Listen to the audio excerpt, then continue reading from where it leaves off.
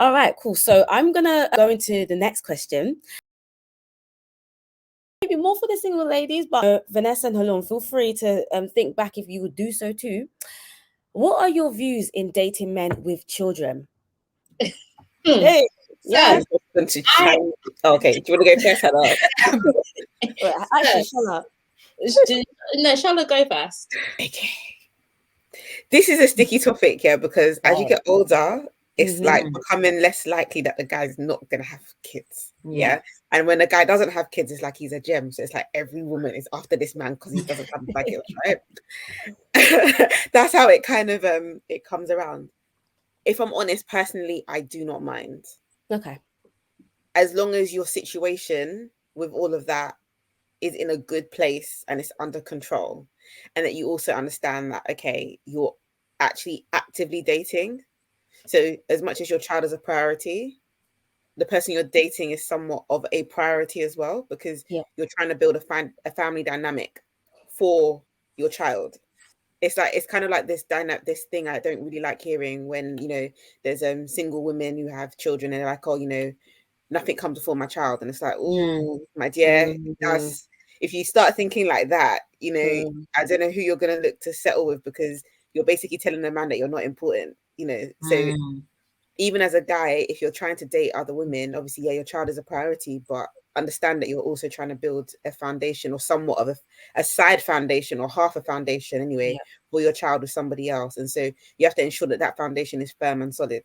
The only thing that I think is another adding factor is the age of the child. Okay. If the child is older, I think it's easier to date somebody in that situation, because it's like I'm trying to think of the way to package it.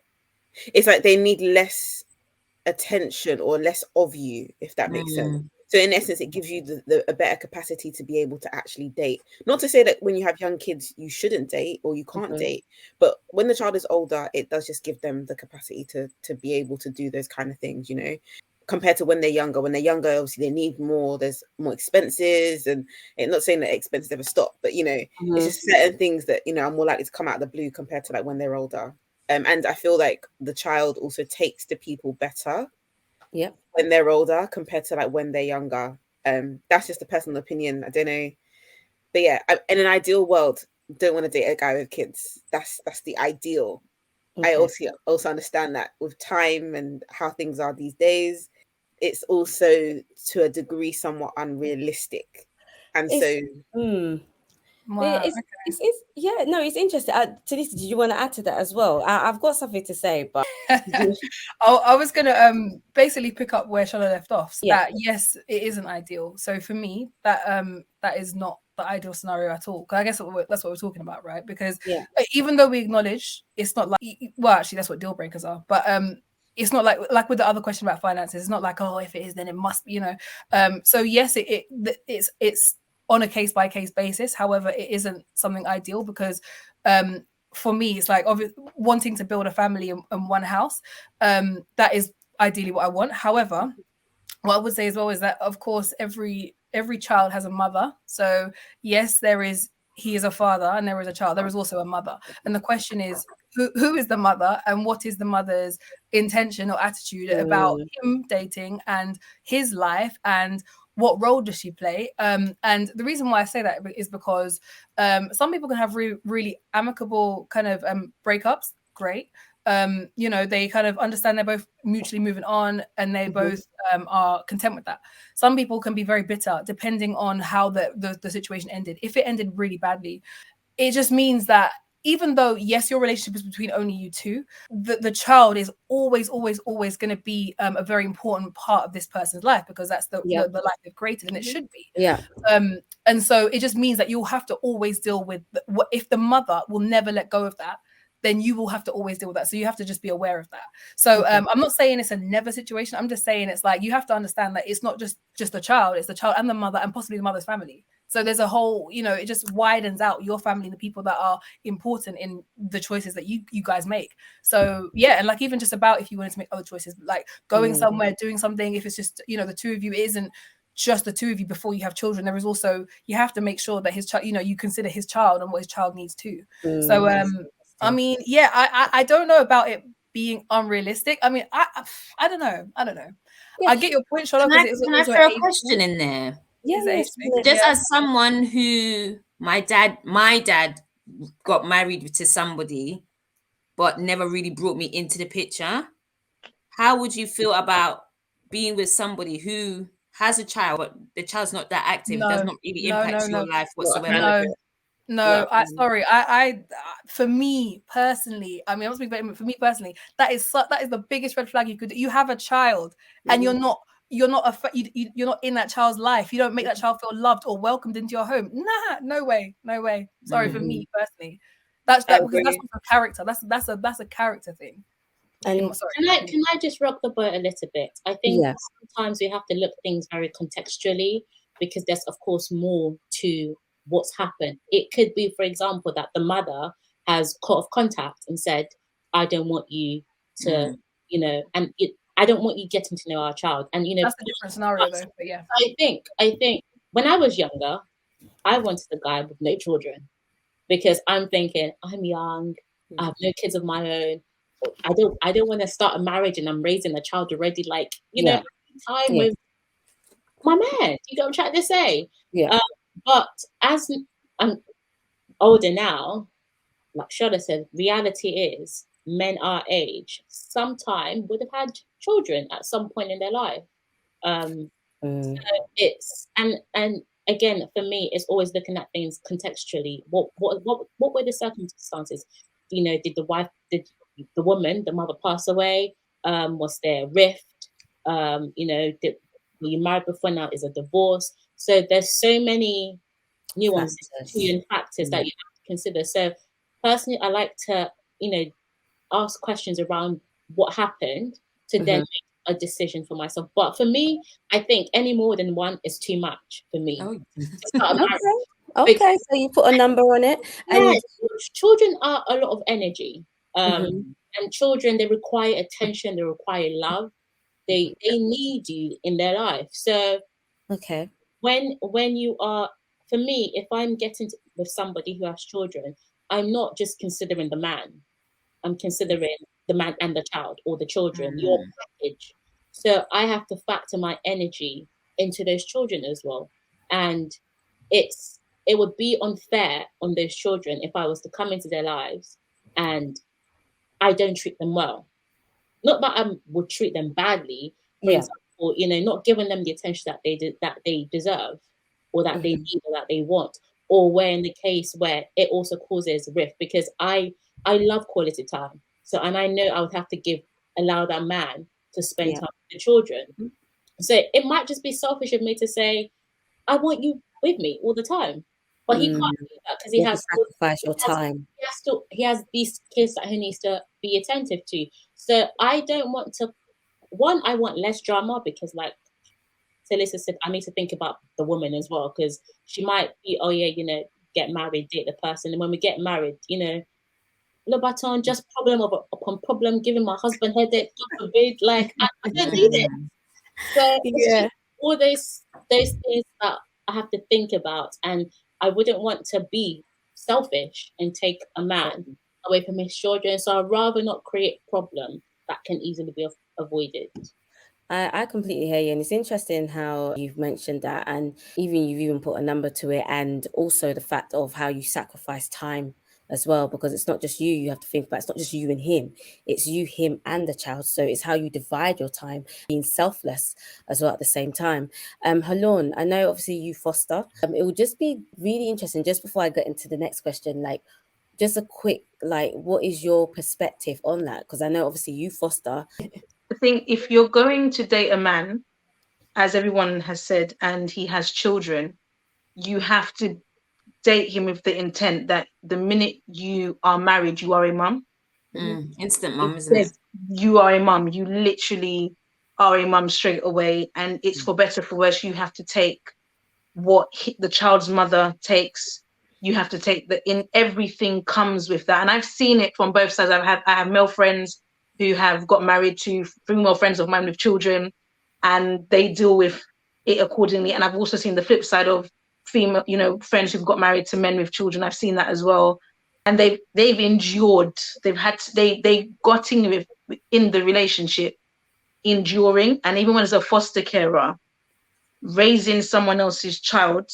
I've had 3 boys in total. Is a lot of things, and that's both me and my husband taking that child. It's a lot of things. Selena's heard my stories. It's a lot of things to deal with that child. It can really bring out a sense of selflessness and humility in what the Lord brings to you. What I think is very admirable about the ladies here who have spoken about, the single ladies here, is that you know what you can take. I think it is selfish, and I say it a lot because I have to deal with a lot of issues in the fostering world and social workers, etc. The amount of people who have had children that had no business having children is a lot of things, because that child is going to be someone's problem. If it's not a foster carer, if it's not the police, it's going to be someone's issues. If it's not grandma or someone taking that child in, if you have no business having a child, please think about what you're doing, because equally, if a man has a child and you're dating him, you would want to see that he is fully invested in that child, because that child will be developing wrath. The Bible even says it, fathers do not provoke your children to wrath, not mothers, it says fathers. It's a lot of things. And so you yourself would have to know, I'm getting involved in this. And if you know you cannot do it, there is no shame in saying, no, I'm not going to be dating no man with children. If the Lord, however, gives you that man, you will get the grace to deal with it. Because I've seen that as well, where a woman has said, I'm not doing it, and she got a man with children or child, and it's actually worked out well. But she had to endure for a lot of years. The mum, even with myself, we've had to really tarry. I just think there needs to be a lot of responsibility of women and men making children that they have no business making. Not trying to say that the child is is an issue, or not trying to say that there's not a God-given gift in that child. It's just that it's a lot of things, and the pain, the trauma it can cause, and it can bring out your own traumas. It can bring out a lot of things in yourself, and you have to really be mindful.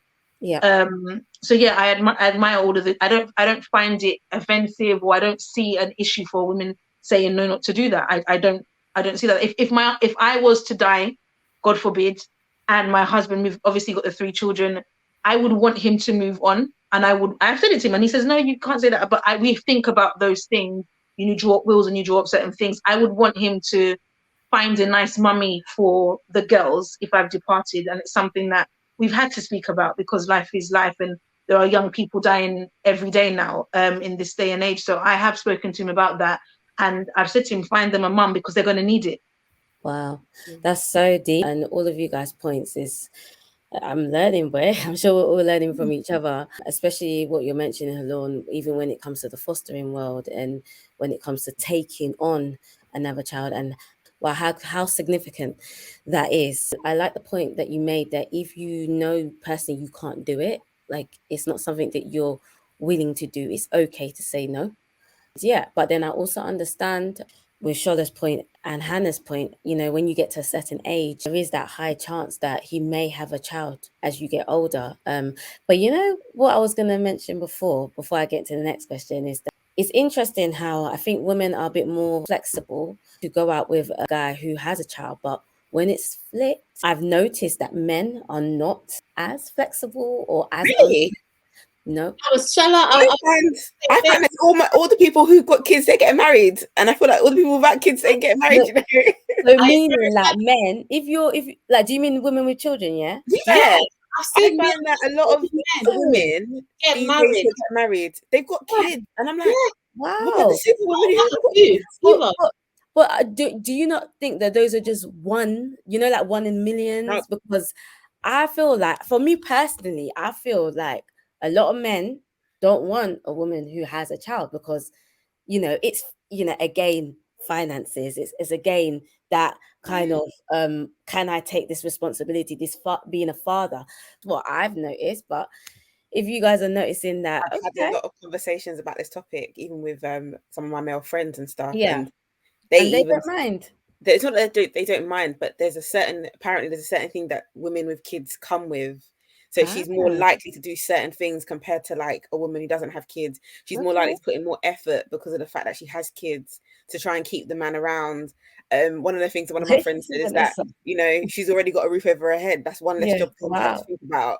Things like that. I'm like, okay, so they build certain responsibilities. Vanessa, I saw you kind of give your head a little bit. What was there? You know what it is?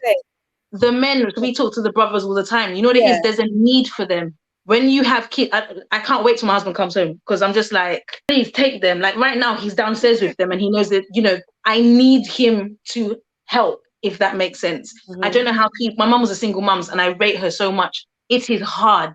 So I think these women are willing to bend, and they are willing to be accustomed, because as far as they're concerned, you're there for me and my child. We want you to provide. So they're willing to be more submissive. But are they not compromising though in that sense? Because not really. Not some of them are very just not really. I've seen a lot. One of my closest friends, she got married and she's got an amazing husband. Our bro is so amazing. And when he went to date her, the first date he took her on, he assessed if he could be a dad to her child straight away.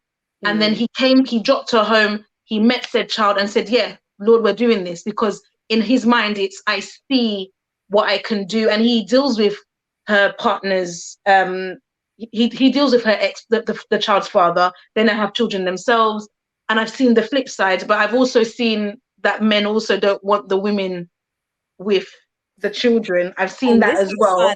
And I've had to hot them up, because I'm like, guys, come on now, really? Because if you had a child, what are you saying, sort of thing? It goes both ways. I think, again, this individual basis is, again, who can handle what, you know, because some men, they can't handle a woman with a child, because it's like, I want, you know, they have plans, they want, you know, they don't want children yet. But a man who is willing to have children straight away, you could potentially see he's the one who will date the woman with the child. Because some of them actually say, I really want a woman with a child. That the independent women, they're too much for me. And I'm like, eh? That's interesting. The child is not a lot of things. But then some of these independent women are not independent by choice. Exactly.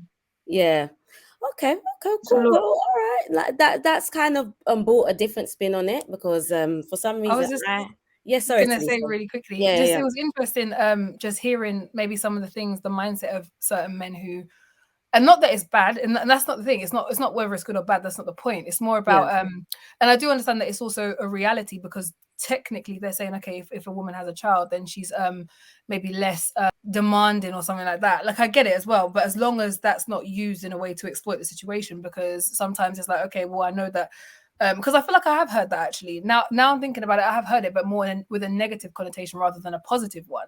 So where it's almost just like, oh, she has a child, so it's almost like, okay, you're going to be less picky because less men want a woman with a child. Like, who are you going to get after this? And you know, you're already because there is some people with that mindset, but I've heard it in a negative way. So it is good to hear that it's in a positive way, because people can acknowledge the good things that come with the fact that, okay, she's a single mum, and what she's had to you know, have to make sure that her, you know, her house is in order, that her children looked after, and that there's probably a certain level of maturity. It's good to hear that spin on it, but I guess at the same time, I've heard a lot of the negative of it as well. And even just in a general sense, you know, when men say things like, oh, you know, they want to use their money to raise somebody else's child, and you know, stuff like that as well. I've heard that too. So I obviously, it's like I have not run a global poll, so I don't know, but I would also assume that on average men would probably want a woman without children. However, I do understand that that it would probably be more, but it doesn't mean that obviously there's no men that do it, but it's just good to hear the perspective of men that do it in a positive way.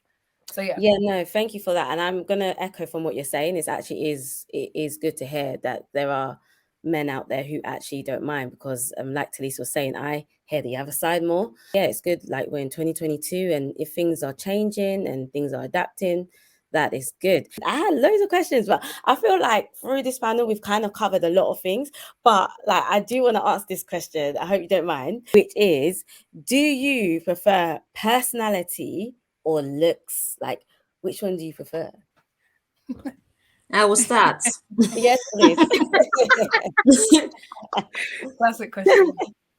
I do understand the concept of personality over looks. But I think attraction matters. And I think in the Christian world, sometimes people are like, you know, as long as he's filled with the Holy Spirit, we can look past it. It's like, no, I have to lay with you for the rest of my life.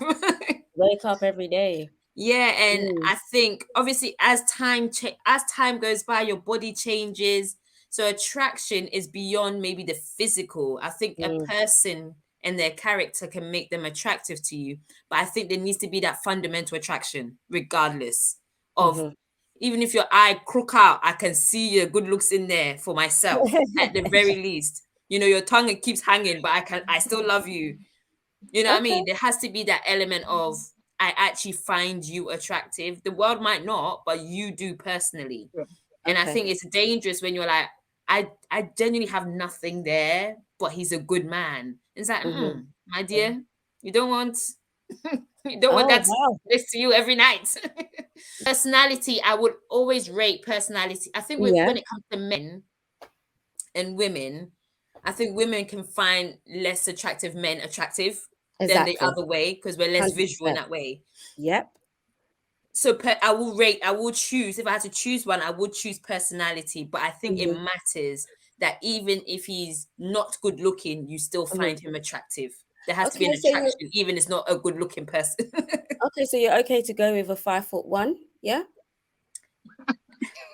Sorry, I just had to drop that. No, because that's a different thing. That's height now. No, but it's still included with attraction and physical attraction. It's still included. It's all included. It's part of the package. So you don't Do you know mind. what? Like for me personally, I am only 5 foot, just under 5'3". Yeah, we're the same I've height, always been small in the midst of men. So to feel big and tall next to you is a problem. For me, because I'm a very small person, you know. I'm sure I'm big, but I'm short. So it's like for you to fit me look down is but you know, I don't have to think about that. So and sorry, the reason why I dropped that is because women prefer taller men. They do. Taller than them. Taller than them. I think that's but then there's an issue where it's just like some tall men don't even like short women because it's like it's effort. Yeah. When you see, I have to now bend my neck to come to where you are. It's like, you know. Oh my gosh, don't crack me up because I know his belly button every week. You know. No, don't crack me up because there needs to be an element of attraction, even in the kingdom of God. And I think that's the danger a lot of people get into because I've seen people date people like you're like, if it wasn't for church, you know you would have never been with this man. So they settled. It's not even settling. There's something extra. It's like there's no way. I don't know what goes below happening. Kingdom of God or not, and you have to live with it. And I'll just say, I feel like the whole looks versus personality thing though can kind of be a trick question because I say both. At the end of the day, like, you know, you need to be attracted to the person and you need to have the personality. You know, that's just like both are needed. Like, because you can't have just looks and then the person, you don't gel, you can't speak about anything, there's no common ground. Similarly, you can't have no attraction where it's just actually going to cause a problem because sooner or later it becomes repulsion. You're just like, oh, because you just don't actually, and that actually happens whether you like it or not. And that's why it's actually really interesting. And I feel like it's wrong if you don't actually have any attraction to the person, but you go ahead with it knowing that. I feel like that's almost unfair to the person. And similarly as well, personality wise, it would just be painful just to spend all your time with somebody that you just don't get along with very well. But obviously I know that we are speaking from the privilege of living in the 21st century. And I know that wasn't always the case with people, and that there are people who have successful marriages by measure of the fact they're still together and have been together for decades, who maybe didn't have this whole butterfly effect and they arranged marriages, like, you know, the most and still it can endure because at the end of the day, marriage serves a very specific purpose when it comes to the both of you two coming together. And yes, we do have the privilege to be able to make that choice and to be able to you know, choose our mate, but at the same time, I understand and respect the institution of marriage, which is the fact that you're making a commitment because you like I think someone mentioned before as well, you're building something new and something, if God is bringing you together for a certain purpose, that's beyond even that. But yeah, so I think, like I said, I would say both. I wouldn't say either or because it's too important. Okay. Yeah, because in an argument, Vanessa, is it not true? In an argument, when you don't, because they've judged you, and then you look at them, you're like, you know, you're fine, innit? You're lucky you look nice. I've got both, so I'm not complaining, because sometimes when we have issues, and he even looks at me, he's like, you can't walk past each other, and it's like, what I'm basically trying to say, when the personality fails, if you have an argument or a disagreement, if the man looks fine, yeah, it can take you that day. I'm just saying. Like, for me, that's what happens with me. I'm just like, you know what, you're a handsome young man. So yeah, it's I don't see why you can't go for both. That's an interesting perspective. I 100% agree. The one thing I sort of have to like push back on is when people say women are not visual. It's a lie. Women are very visual. Yep. If we see hi, young man, we will look. We would look, and our minds has gone far. Let's not deceive ourselves. I understand that, you know, men, that how visual men are and how visual women are is different. But women, I don't think the phrase that women are not visual is correct. Women are very visual. The first time you see a guy, you look at him. If he's not fine, he's not moving to you. Like it's just, you will not give him you would not give him your number, unless, you know, he then, you know, plays the game, the long game. You know, we'll be friends, and then very long game. Yeah, that's a very long game. So, but in the instance, me personally, I want to wake up every morning, look at my husband, and be like, "Damn, he's mine!" Like, oh, Lord, you created such a handsome, beautiful human being. Like, so I think women are very visual. It's just very different to how men visualize women. But attraction is so important, man. Like, what does he look like when he hasn't had a trim? Because there's going to be some days he doesn't have a trim. What can I? You know what I'll throw in there, Hannah, based on what you just said as well, because yes, women are visual, and like you correctly said, that it's about the degree to which they're visual. Because yes, men typically are more so, because even when you look at it, people, like in general, from what I've seen anyway, observed, people are more likely to say maybe, you know, that this guy has got like the girl's so much more good looking than the guy than it is for them to say that the guy's so much more good looking than the girl. I mean, that's typically what people say. Like if they're ever surprised by a match, let's say, it's usually that way around, because I guess women are not that they will accept anything, but it's more so that men are just the degree to which it's that much more important is that it's more for men. If that makes sense. Yeah. Okay. And Shala? I disagree. Oh, wow. With what?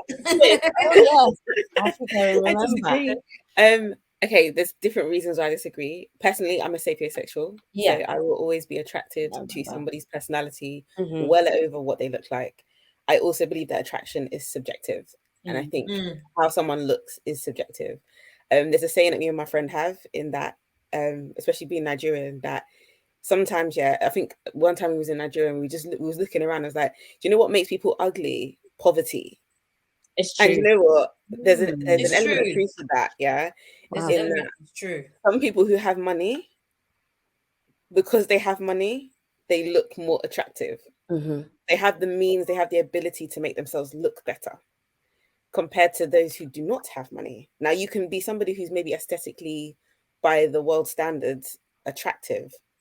But the truth of the matter is, if somebody who had money and you didn't have money came and stood next to you, that person is automatically going to look more attractive. So I think attraction is subjective.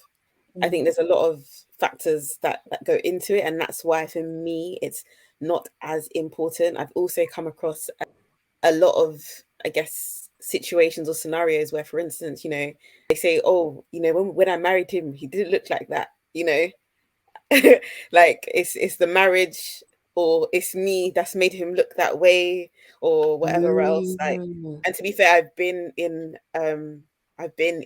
a relationship where when I first met that guy, he wasn't looking that great, and in being in a relationship with me, I've brushed him up to a level where he looked a lot better. I'm not saying he was like not good looking at all, or he had no, but he had I saw the potential, and I brought the potential out, basically, you know. So I see it as attraction. As much as it's important to a degree, it isn't important, because you can make something attractive. So if a guy is not the best, or in your eyes anyway, because again, it's subjective to each person, what is attractive to me might not be attractive to you, and vice versa. But let's say if if you can see the potential, that in itself is enough, because you can then work on that potential and bring him up to whatever. It's just same way with women, you know. I've seen some men go out with certain women. I'm like, but how and why? And then it's like, when they're with them, all of a sudden the woman starts to glow. All of a sudden she starts to look a lot better. And it's because of what he's feeding into her and the confidence he's giving her that kind of like starts to elevate how she looks. So really and truly, in reality, she's like a 3. But we're all looking at her like she's a 7/8. No, I'm just saying from a perspective of like, you know, how sometimes things turn out, you know. So I disagree, and I do think it's personality. Okay. I don't think it's level. I don't think it's even an over. I think that is key, because looks fade. The Bible says it as well, that beauty fades. And so what somebody looks like now is not what they're going to look like later. It's just a matter of, again, you know, what you said in terms of like, what does he look like without a trim? How somebody looks like with money today, when there's poverty, what's that they going to look like? You know, they're not going to be attractive anymore. That's the reality of it. But the personality needs to always prevail, because that's what's going to carry you guys through. That's my own opinion. But in saying that, I've never been with anybody that I've not been attracted to. I've also dated a guy. In fact, I've dated quite a few guys that are not necessarily very tall. But as long as you're okay, no, I'm lying. I prefer you to be taller than me. But I have dated a guy who's about the same height, just a little, like the smidge taller than me, and I still found him somewhat attractive. And I think that's based on personality. So cool. Wow. As you like get together, as you grow together, you find them attractive anyway. So I think when you speak about looks, is usually in the first instance of dating, or they've approached you, you know, you're just, are they handsome? And then that's when you decide, okay, do I speak to them? Do I not speak to them? But if, for example, there is some level of attraction, like Shola said, it's an open door. And then as you get to know the person, it's not really about their looks, because even if they're in their 80s or 90s and they've got wrinkles and they're older, you're still going to find them attractive because of the love you have for them, because of their character and their personality. So the attraction doesn't fade. It's just in the first, can I get your number?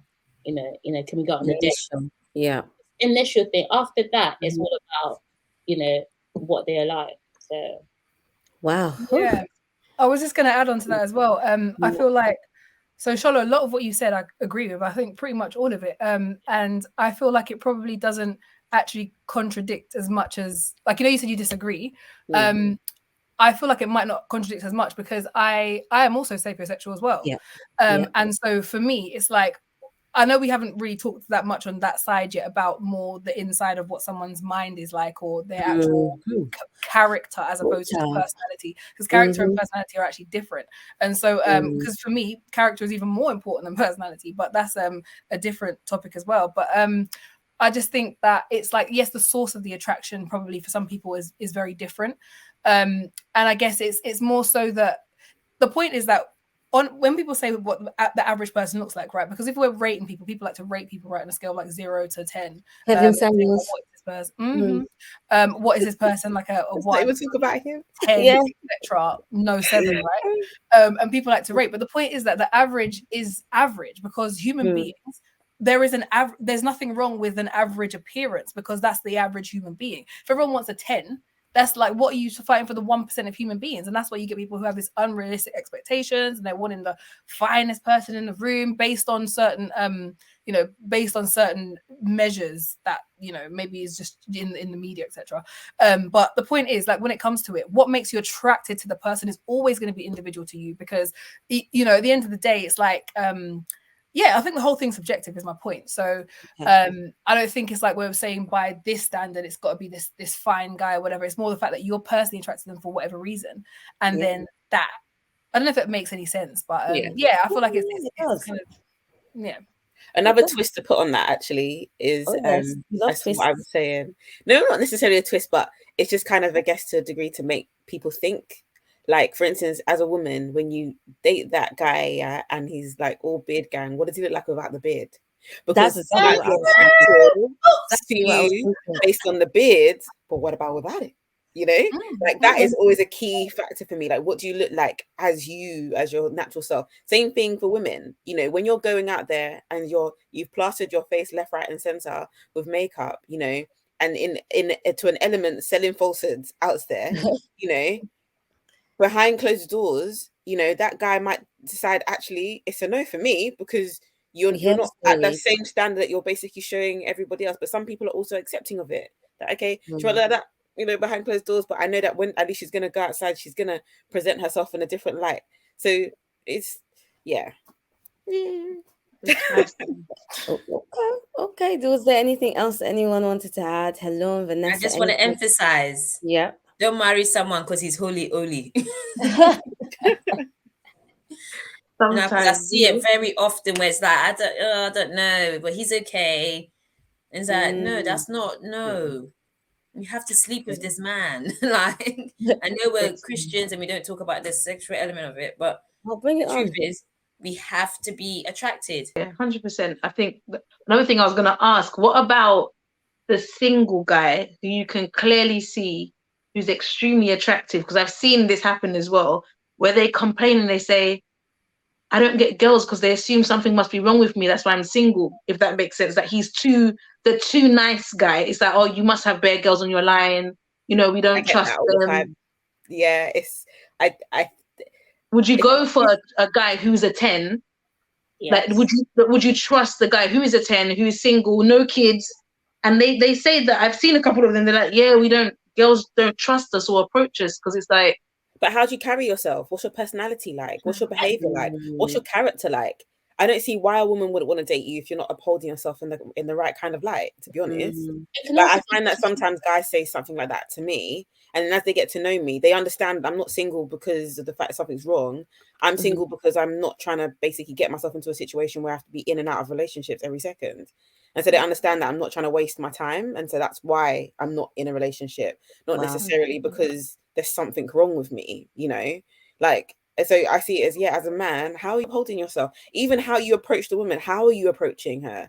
Because like, if you're approaching her like a player, she's going to be thinking, oh, well, you've done this like 5-10 times today, haven't you? Like, so how you carry yourself is really, really important, regardless of however you look. Someone who's not that attractive can carry themselves with so much confidence and boldness that in itself makes them really attractive. And if you're someone who's really attractive but you're really shy, that can make you unattractive. So how you carry yourself, the aura, your personality, your character is really important. I agree to an extent, but I also think sometimes some women can be quite judgmental. You look at a guy and you project that, oh, he has so many girls, or he's slept around, or he's got this or that, and you don't take him at face value. Sometimes we just need to accept a man at face value and take their word for it until they become dishonest. So for me, lying is a deal breaker, is a huge red flag. Because that's actually one of my questions. Honesty is important. So if I see a 10 and he approaches me, I will take it. And I will ask you questions and I'm expect you to be honest. But the moment I find out that you have been dishonest, that's the end of the road. Yeah. That's the problem. So I think Shola's definitely 100% right. How you carry yourself, it's so important. You can't be fine and, shy. On that point though, what you just said, another element maybe for guys like that is, how do you handle women who are around you who are attracted to you? Because what you sometimes find, another reason why women maybe make an assumption, is because they have so many girls throwing themselves at them, but they don't handle those situations well. And that in itself is always a deal breaker for me, in that if you do not know how to handle other women who are interested in you, we can't go any further, because I don't want to be with someone who's going to sow insecurities into my brain just because you can't tell a woman, first of all, I'm not interested, or you don't know how to use that block button to say, look, I've told you so many times I'm not interested. This is where I have to cut off communication with you. Because for me, it's an element of respect as well. You can't be pursuing me, but then you're entertaining Sharon, Denise, Sandra, and Bola, just all for the sake of I want to be nice and whatever else. Sometimes you, depending on your caliber, knowing who you are and how you are, sometimes you have to be a bit more cutthroat just to ensure that whatever you're trying to get into is secure. It's not an insecurity necessarily in the woman, but sometimes you have to create security Yeah. So that might be another reason why women think that that person's a player, because you're talking to too many women. Like, that's the truth. That's true. Yeah. I agree. Yeah. I've seen both of Can I what ask a Charlotte said. question? Yes. I know we're supposed to be finishing. I'm like, hey, we're ready to be finishing. in terms of your Let's views on your partner having the opposite sex as a very close friend. I was thinking about that. Okay, so I'm gonna step into this real quick. I am that girl. I'm a tomboy naturally, so I get along with men very easily. Same. And I think that the fundamental thing that people need to understand is that when you have a close friend, best friend that is of the opposite sex, you have to understand that that friendship somehow should flip. Yeah. And I'm saying that in a way that 100%. if you're the female friend that has a guy who's got a girlfriend, make it a priority to make her your friend. Oh, yes. And then it should be the same thing vice versa. Don't just see it as, oh, that's my friend, and have that mentality. Because that person's so close to you, you should be wanting to get to know the other person. Not only does that put the other person at ease in that, okay, do you know what, this is definitely just a friendship, but you have to also understand and respect the boundaries in that, okay, this person's in a relationship, I need to take a step back. I can no longer, as a woman, I can no longer take that space as your best friend, your wife or your girlfriend or whoever you're in a relationship with. It being intentional should take up that space. That can't be me. Not because you're disrespecting that person. So you have to know how to create balance. And I think that you should intentionally make the other person that person who's your close friend. And I've done it before. It works. I think it just makes the transition amazingly easy. I think anyone who says otherwise is like, you're just making excuses for what I would consider to be bad behavior, because you're not losing a friend by doing that. If anything, you're actually making them closer because you've made their partner just as close to you. But girls will be girls, I agree. and sometimes it doesn't work. Let's remember that, because if the relationship is pure, though, it should to an element work. If the intentions on the other side are not pure, and that sometimes is the situation, then yes, it will work. But if the intentions are pure, it will work. I don't see why it can't. Imagine that's like saying, if you're best friends with somebody, that how can it not work? Because I've chosen, it's like, okay, if I've chosen a guy, how can he not get on with my guy friend? Like, they clearly should be sharing some kind of elements that are the same. And so, it doesn't make sense unless it's insecurities or, Maybe the question is whether there's anything within the relationship that changes itself anyway. So even though, yes, you're becoming close to the other partner, do you, is there an element of needing to step back as well? Because say, for instance, you talk to this person all the time, you talk to them late at night, or you talk to them in a certain, you go to places together. So yes, you're welcoming, well, not welcoming, but you're making sure that you become friends with the other person, maybe even just as close. But the question is, should you still, is there any change required? I mean, that's interesting. 100%. The reason I say change requires the reason why I would say there has to be a change is because, one, you have to respect that he's now got a new relationship. You also have to respect that relationship takes priority over you. Yeah. So you've got to respect that woman is his priority now. So for me personally, my guy closest friend, I'm not calling you the same hours of the night that I would have called you if I needed help or I had a random question or I needed, some advice. It's not the same. Or if I was bored and I just needed someone to talk to, I'm not calling you at odd hours of the night. I can't, if I wanted to speak to you, I have to say, oh, is your wife, is she okay with it? Can I just take your time for a few minutes because you guys are having dinner or doing something? So it's just knowing, number one, respect yourself, because you don't want drama, you don't want chaos, you don't want your name to be the cause of conflict. For me personally, and then also understand that if you love this person that you claim you're best friends with, you have to also respect that he's created something new. And as Christians, marriage is like the ultimate, because when you look at how God recognizes marriage, it relates himself to the church as the bride and the groom. So it's so important, and we have to respect that. We have to understand that marriage is set apart, is a sanctified relationship, a sanctified institution. So as a woman or a man who has opposite sex as a best friend or a close friend, when they get on to have a relationship with the opposite sex, then you want to respect that. You want to create boundaries. You don't want to call at the same hours.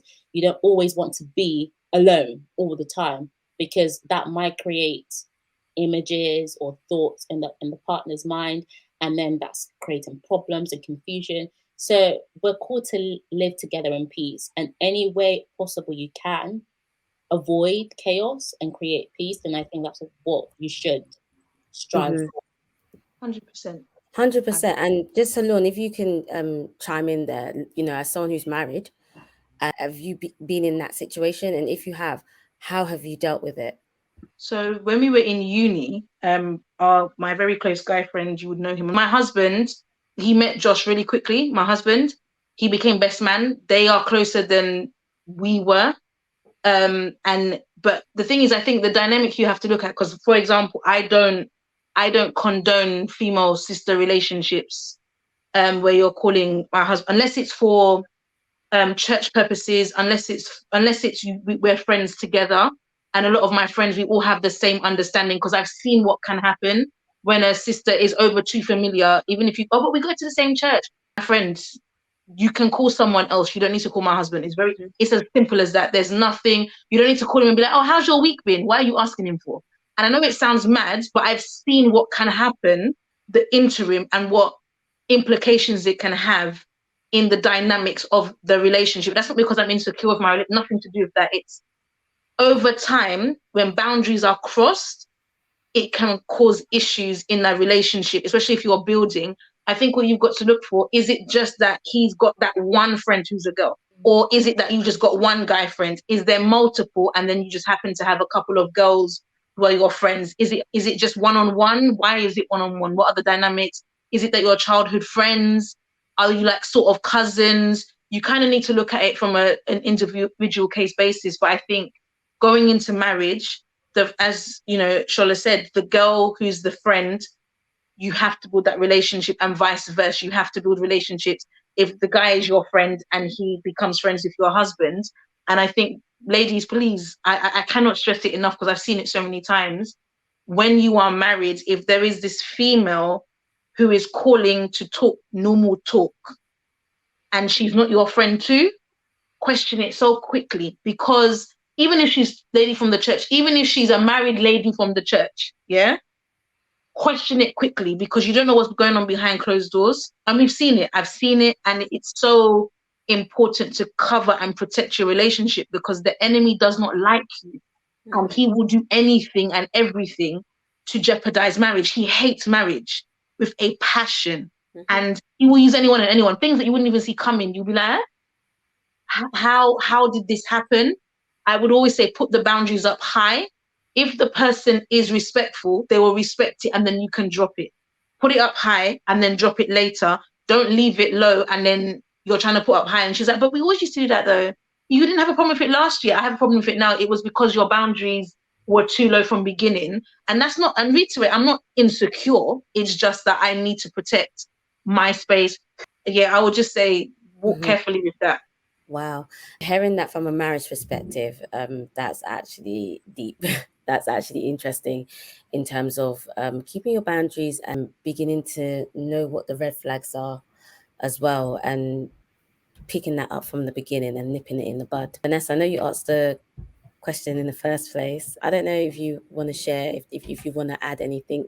In my personal opinion, I think for someone who's been married nearly 9 years, it's weird for a woman to feel like she has that level of access to a married man. And we have a lot of young girls, for example, that come through the church doors, and someone like my husband, who's very loving and caring for people, he'll find out how you're doing. But don't get too comfortable, my dear. He's got a friend. It is me. Go and find your friend. And the dating sides. Find someone to talk to.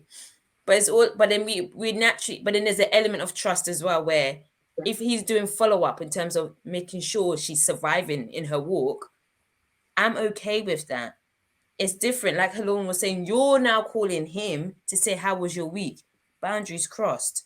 You don't need to now come find out. If there's no purpose to our conversation and it now becomes too familiar, that's when it becomes a problem.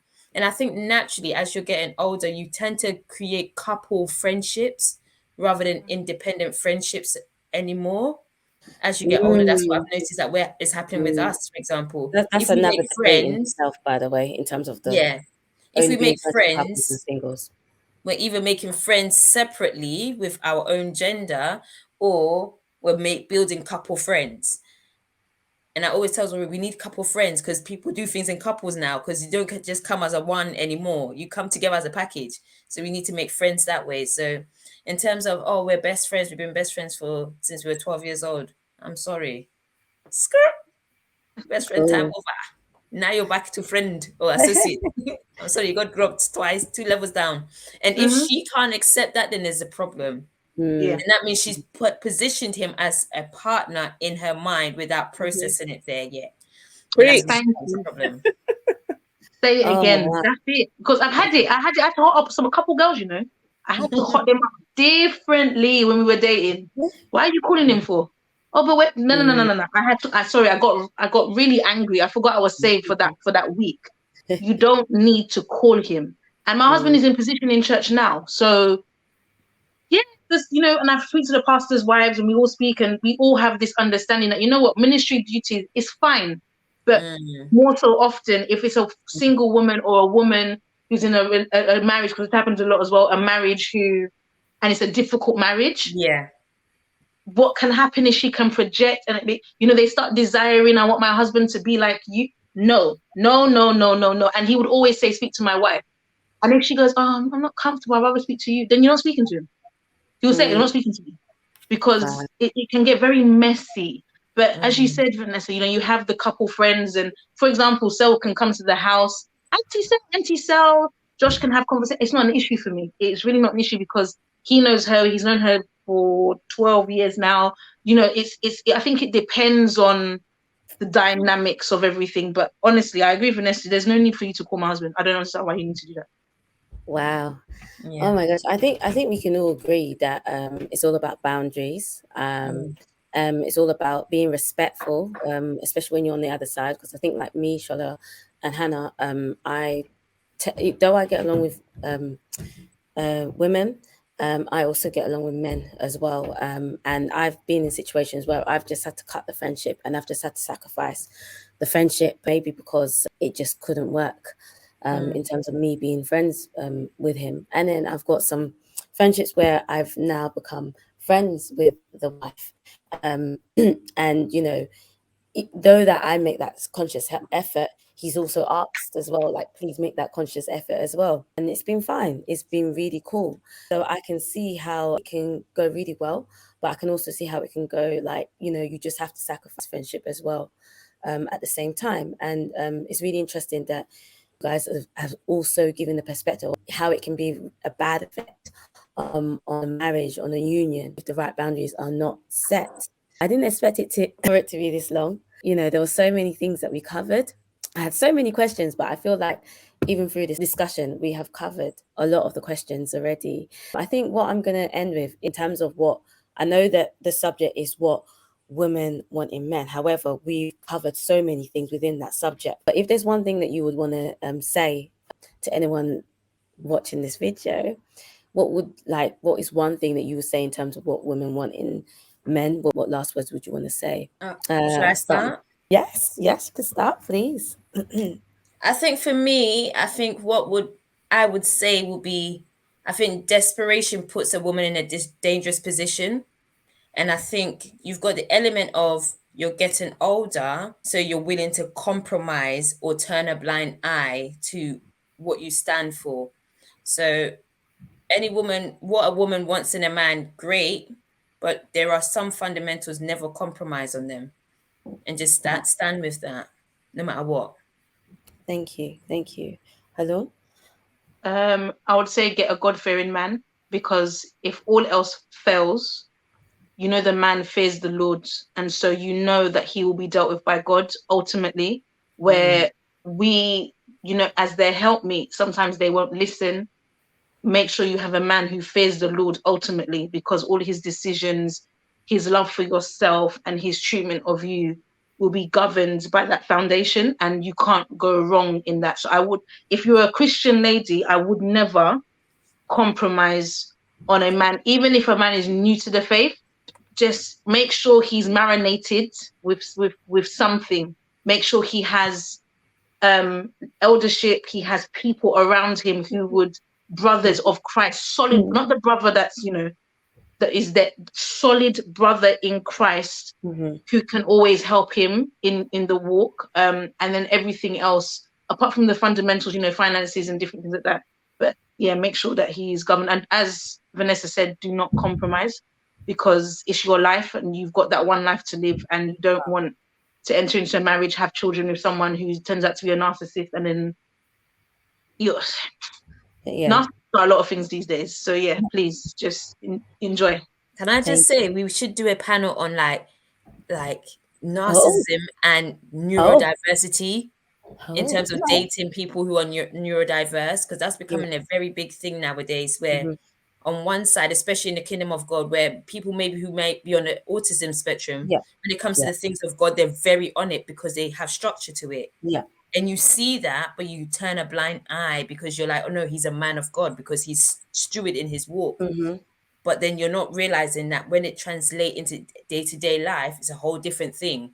Because then he's not able to connect with you in that level. But you're like, no, but he's still a man of God because I see him pray. And he's always at prayer meetings and he's doing this and he's doing that. So that's something for next time. And trauma as well. Oh, all right. You guys are bringing all the subjects. We're big on trauma because of the jobs that we do. And he can get the healing, which will stop the behaviors that you may see come up. Because a lot of behaviors in your dating world, a lot of women say when you get married, it's like he changed. No, what happened was he's mimicking what he saw growing up or lack thereof. And so you're seeing all his worst bits. And it's like, oh my gosh, what is that?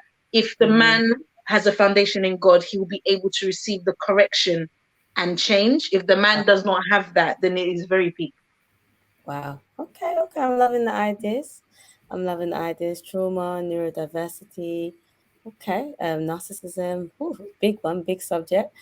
Shala, is there any last words that you want to say? Anything that you think will be useful? I mean, similar to what's already been said. Yeah. I would say have your list of non-negotiables. Like that is your, if those non-negotiables are your standard, and then kind of go from there. That's I've got my little theory on that, in that, if you had a list of 10 things and let's say 6 of those are non-negotiables, then you're okay. Do you know what I mean? But anything below 5 or even below the 6 it's not good, if you get what I'm saying, Wow. So have your non-negotiables. Don't compromise on those. There's other things you can compromise on that makes sense, but those things there. Oh, thank you. And Talisa? So I guess what I would add to what's already been said, because I think already some great advice has been given. What I would say is that even though with the topic that we're speaking about is what women want in men, and obviously there's also vice versa, it's also just to emphasize on yourself as well, and the need that when it comes to dating, being in a relationship, there is also a lot of looking at yourself that needs to be done prior to and during, because sometimes where you think problems lie might be at your door as opposed to the other person. So and even when it comes to expectations in dating and what you have your list, and your list could be really long, could be really short. Other people have a list too. And it's not to say to change yourself, but it's also just to ensure that you do the work inside of yourself that needs to be done, whether it is mentally, spiritually, even when it comes to the topics discussed already, like trauma, or when it comes to, healing, and just basically doing what is within your gift to do. What if God has shown you something that already inside of you maybe needs to be worked on, already start, so just to basically emphasize, as much as we're talking about what you're looking for in your partner, also whatever needs to be done within yourself, and that is probably your preoccupation. And then people often say that even when they're not looking, yes, people who are single are looking, and you should look, but at the same time, they always say that when you're not looking, that's when the person comes, because you're working so much on yourself. So I think that's what I would say.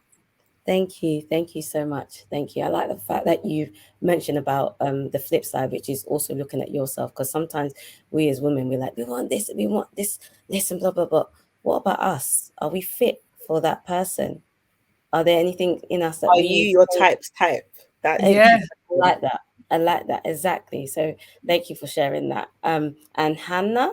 I would say the question what women want. I think everybody wants a lot of different things, but I think the real issue is what do we need?